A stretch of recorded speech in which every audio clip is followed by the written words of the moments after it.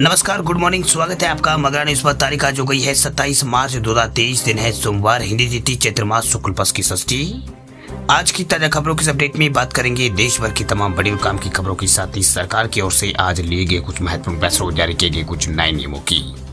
इसके अलावा नई सिम खरीदने वाले लोगों के लिए एक जरूरी और महत्वपूर्ण खबर निकल कर आई सामने, बताएंगे आपको आगे इस अपडेट में। इसके अलावा मनरेगा में काम करने वाले मजदूरों के लिए खुशखबरी, सरकार ने मजदूरी में किया है इजाफा। क्या है ये पूरी बड़ी खबर, बताएंगे आपको आगे इस अपडेट में। इसके अलावा युवाओं के लिए खुशखबरी, सरकार ने शुरू की है नई योजना। 1 साल की ट्रेनिंग के लिए बेरोजगारों को मिलेंगे 8,000 रुपए। क्या है ये पूरी बड़ी खबर, बताएंगे आपको आगे इस अपडेट में। इसके अलावा क्रेडिट कार्ड का यूज करने वाले लोगों के लिए खुशखबरी, देखिए अब क्रेडिट कार्ड से कर पाएंगे यूपीआई पेमेंट। इस खबर को भी जानेंगे पूरे विस्तार से। इसके अलावा कुछ एजुकेशनल जॉब रिलेटेड कुछ महत्वपूर्ण बड़ी खबरें हैं, बताएंगे आपको एक एक करके इस अपडेट में। साथ ही आज की तमाम बड़ी और काम की पूरी 30 खबरों की बात करेंगे आगे इस अपडेट में। तो शुरुआत करते हैं आज के बुलेटिन की पहली बड़ी खबर से। तो मनरेगा मजदूरों के लिए खुशखबरी, सरकार ने मजदूरी में किया है 10% का इजाफा। केंद्र सरकार ने 2023-24 के लिए रोजगार गारंटी योजना के तहत मजदूरों को मिलने वाले रेट का ऐलान कर दिया है। नई दरों, ये जो दरें है उसमें यहाँ पर पहले के मुकाबले जो है इजाफा वो किया गया। इसमें हरियाणा को सबसे अधिक दैनिक मजदूरी 357 रुपए प्रतिदिन मिलेगी। वही एमपी और छत्तीसगढ़ में सबसे कम मजदूरी 221 रुपए मिलेंगे। इसके अलावा केंद्रीय ग्रामीण मंत्रालय जो विकास मंत्रालय जो है ग्रामीण विकास, उसने यहाँ पर 24 मार्च को महात्मा गांधी राष्ट्रीय ग्रामीण रोजगार गारंटी योजना के तहत मजदूरी दरों में बदलाव का नोटिफिकेशन जारी किया है।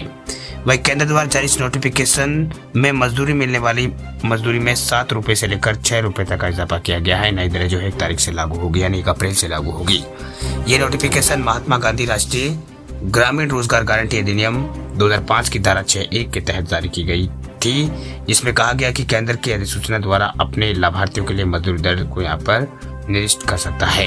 वही पिछले साल की तुलना करते इस बार राजस्थान में सबसे अधिक मजदूरी में इजाफा हुआ है। राजस्थान में इस बार जो है मजदूरी जो है 255 रुपए तय की गई है, जो कि पिछले साल 2022-23 में 231 रुपए थी। बिहार झारखंड में पिछले साल की तुलना में 8% की बढ़ोतरी देखी गई है। वही पिछले साल इन राज्यों में मनरेगा मजदूरों की दैनिक मजदूरी जो थी 210 रुपए थी, जो कि साल बढ़ाकर 228 रुपए कर दिया गया है। वही छत्तीसगढ़ और एमपी में मजदूरों को सबसे कम दैनिक मजदूरी 221 रुपए मिलेगी। हालांकि पिछले साल की तुलना में 17% यहाँ पर वृद्धि की गई है।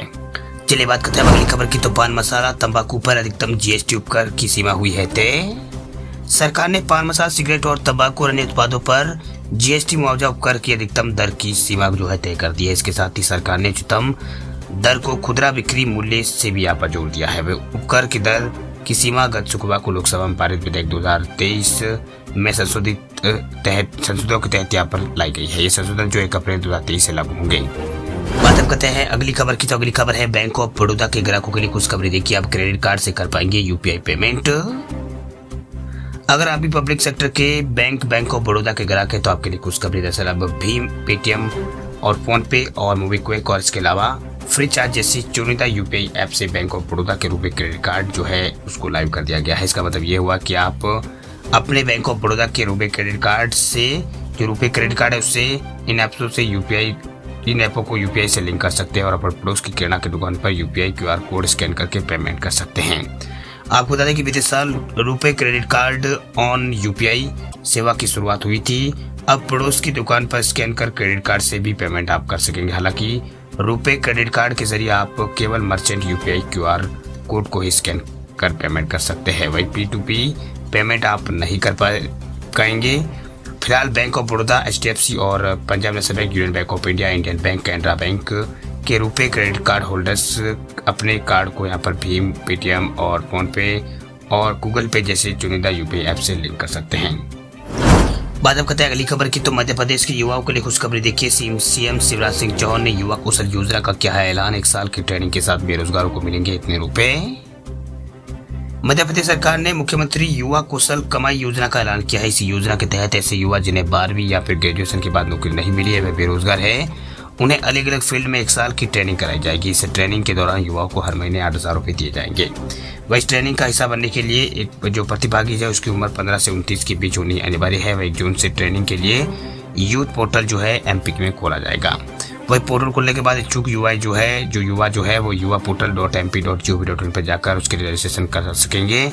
वह रजिस्ट्रेशन करने वाले युवा है उनको यहाँ पर 1 जुलाई से पैसे मिलना शुरू हो जाएंगे। युवा कौशल कमाई योजना के बारे में बात करते हुए एमपी के शिवराज सिंह जो मुख्यमंत्री है उन्होंने कहा है कि जब कंपटीशन की बात होती है तो नीट में सरकारी स्कूलों के बच्चे छूट जाते हैं, तो अब नीट के रिजल्ट के आधार पर 2 मेरिट लिस्ट बनाएंगे। वही सीएम ने कहा कि मैं अंग्रेजी का विरोधी नहीं हूं, लेकिन मध्य प्रदेश में अंग्रेजी की बाधा नहीं होने देंगे। वही सीएम ने आगे कहा कि 5 अप्रैल तक युवा आयोग का पुनर्गठन जो है वो भी किया जाएगा और अगले साल के बजट में युवा बजट भी शामिल किया जाएगा। इस दौरान सीएम ने यूथ पॉलिसी की बुक भी यहाँ पर रिलीज की, जिन्होंने बताया कि 10,000 सुझावों के आधार पर ही युवा कौशल कमाई योजना बनाई गई है। चलिए बात करते हैं अगली खबर की। तो अगली खबर है कोरोना को लेकर। देश में कोरोना ने फिर पकड़ी है रफ्तार। कोविड के 1890 नए मामले पिछले 24 घंटों में आए हैं सामने। महाराष्ट्र और गुजरात में हुई है 2 मौतें। भारत में कोरोना संक्रमण के मामले जो है अभी लगातार बढ़ रहे हैं। पिछले 24 घंटों में 1890 नए मामले सामने आए। 149 दिन में सबसे अधिक मामले हैं। इसके बाद कोविड की एक्टिव केसों की संख्या भारत में बढ़कर 9,433 हो गई है। केंद्रीय स्वास्थ्य मंत्रालय ने ये जानकारी दी है। देश में पिछले साल अक्टूबर में एक दिन में कोरोना के जो है 2208 मामले सामने आए थे। वह स्वास्थ्य मंत्रालय ने बताया कि 7 और कोरोना संक्रमित मरीजों की मौत होने से मृतकों की संख्या जो है बढ़कर 5,30,831 अब तक हो चुकी है। इनमें 2 मौतें जो है पिछले 24 घंटों में महाराष्ट्र और गुजरात में हुई है।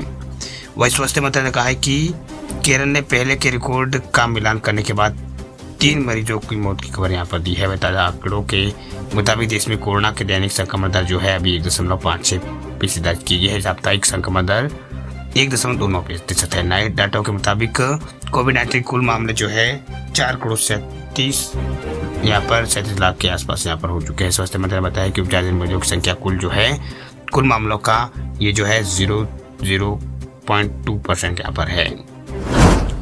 बात अब करते हैं अगली खबर की। तो अगली खबर है एक्सरे की मशीन को लेकर। 1 अप्रैल से एक्सरे मशीन आयात करना होगा महंगा। सरकार ने कस्टम ड्यूटी में 5% की है बढ़ोतरी।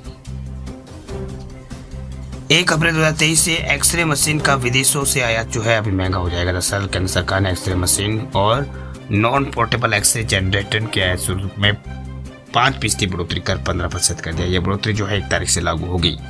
वही अभी X ray machine, non portable X ray generator और सामान पर 10% आयात शुल्क लगता है। वही न्यूज एजेंसी पीटीआई के अधिकारियों ने बताया कि सीमा शुल्क के दरों में बदलाव जो है लोकसभा में पारित विधेयक 2023 के संशोधन के तहत है। ये संशोधन जो है 1 अप्रैल 2023 से लागू होंगे। चलिए बात करते हैं अगली खबर की। तो भारत ने रचा है इतिहास। इसरो ने सबसे बड़े LVM-3 रॉकेट के साथ 36 सैटेलाइट का किया है सफलतापूर्वक लॉन्च। भारतीय अंतरिक्ष अनुसंधान संगठन जो है इसरो ने एक बार फिर इतिहास रच दिया। दरअसल भारत के सबसे बड़े रॉकेट LVM-3 रॉकेट ने OneWeb के 36 सैटेलाइट को अंतरिक्ष में सफलतापूर्वक लॉन्च कर दिया है। वही रविवार सुबह 9 बजे श्रीहरिकोटा स्थित सतीश धवन अंतरिक्ष केंद्र से ये रॉकेट जो है लॉन्च किए गए हैं। वही मीडिया रिपोर्ट के अनुसार श्रीहरिकोटा से दूसरे लॉन्च पैड से रविवार सुबह 9 बजे ये रॉकेट लॉन्च किए गए हैं। वही काउंटडाउन के दौरान सैटेलाइट सिस्टम रॉकेट की जांच करने के बाद रिकॉर्ड में ईंधन भरा गया। वही 43.5 मीटर लंबे और 5,805 किलोग्राम रॉकेट जो है LVM-3 उसको हरिकोटा से यहाँ पर सफलतापूर्वक लॉन्च किया गया है। बात करते हैं अगली खबर की। तो दक्षिण भारत के लोगों को मिलने जा रही है एक और Vande Bharat express train. Vande Bharat express ट्रेनों को लेकर दक्षिण के राज्यों में भी लगातार यहाँ पर उत्साह बना हुआ। दरअसल देश के हर क्षेत्र में सेमी हाई स्पीड ट्रेन जो है वंदे भारत एक्सप्रेस उसकी ट्रेनों की संख्या में लगातार इजाफा जो है हो रहा है। अब तक कई राज्यों में कई राज्यों को इस रेलवे परियोजना में जोड़ा जा चुका है। पिछले कुछ महीनों से कई वंदे भारत एक्सप्रेस ट्रेनें जो है शुरू की जा चुकी है। वही अब एक बार फिर यहाँ पर दक्षिण भारत को एक बार फिर वंदे भारत एक्सप्रेस ट्रेन का तोहफा मिलने जा रहा है। दरअसल मीडिया रिपोर्ट के मुताबिक तेलंगाना के सिकंदराबाद से आंध्र प्रदेश के तिरुपति के बीच जो तिरुपति इलाका जो है उसके बीच जल्दी वंदे भारत एक्सप्रेस ट्रेन को शुरू यहाँ पर किया जाएगा। ये ट्रेन जो है 8 तारीख को यहाँ पर शुरू की जाएगी। वह ध्यान देने वाली है कि ये ट्रेन दोनों तेलुगु राज्य तेलंगाना और आंध्र प्रदेश को जोड़ने वाली दूसरी ये ट्रेन होगी। इससे पहले 15 जनवरी से सिकंदराबाद और विशाखापट्टनम के बीच वंदे भारत एक्सप्रेस ट्रेन का जो संचालन जो है वो शुरू हो चुका है। अगली खबर है भूकंप को लेकर। देखिए बड़ी खबर, राजस्थान से लेकर अरुणाचल प्रदेश तक महसूस किए गए हैं भूकंप के झटके। राजस्थान से लेकर अरुणाचल प्रदेश तक भूकंप के झटके पिछले 24 घंटों में महसूस किए गए हैं। राष्ट्रीय भूकंप विज्ञान केंद्र के मुताबिक राजस्थान के बीकानेर में 4.2 तीव्रता वाला भूकंप आया है। वहीं अरुणाचल प्रदेश के चंगलांग इलाके में भी भूकंप के झटके महसूस किए गए। इसकी स्पीड जो है वो तीव्रता जो है वो 3.5 मापी गई है। वही चांगलांग में रविवार को यहाँ पर रात 1:45 पर ये भूकंप के झटके महसूस किए गए हैं।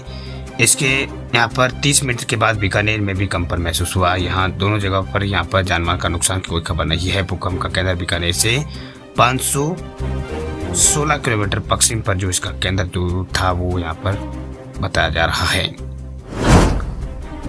बात हम करते हैं अगली खबर की। तो अगली खबर है आरबीआई की यहाँ पर पेटीएम को बड़ी राहत। देखिए अब पेमेंट एग्रीगेटर आवेदन के लिए मिला है अधिक समय। पीपीएसएल जो है पेटीएम पेमेंट सर्विस लिमिटेड जो है इसको पेमेंट एग्रीगेटर यानी पीए का लाइसेंस के अपने आवेदन को फिर से जमा कराने के लिए समय मिल गया है। दरअसल आरबीआई ने पीपीएसएल के लिए इसे जमा करने की अंतिम तारीख को बढ़ाने का निर्णय लिया है। अब जो पीपीएसएल है उसमें यहाँ पर पेरेंट कंपनी 197 ने 26 मार्च को एक रेगुलेटरी फाइलिंग में जानकारी दी है। बता दें आपको पेमेंट एग्रीगेटर सर्विस एक प्रोवाइडर होता है जो भी किसी प्रकार के पेमेंट के विकल्प को एक ही जगह पर उपलब्ध कराता है। इसके अलावा एक्सचेंज फाइलिंग में भी कहा गया है कि केंद्रीय बैंक ने पीपीएसएल के जो है उसको एग्रीगेटर के रूप में अपना ऑपरेशन जारी रखने की अनुमति दी है। वही 97 कम्युनिकेशन के फाइलिंग में कहा गया है कि आरबीआई के मुताबिक भारत सरकार से अप्रूवल प्राप्त होने पर पीपीएसएल के पास पेमेंट एग्रीगेटर लाइसेंस की आवेदन जमा कराने के लिए 15 दिन का समय जो है और होगा।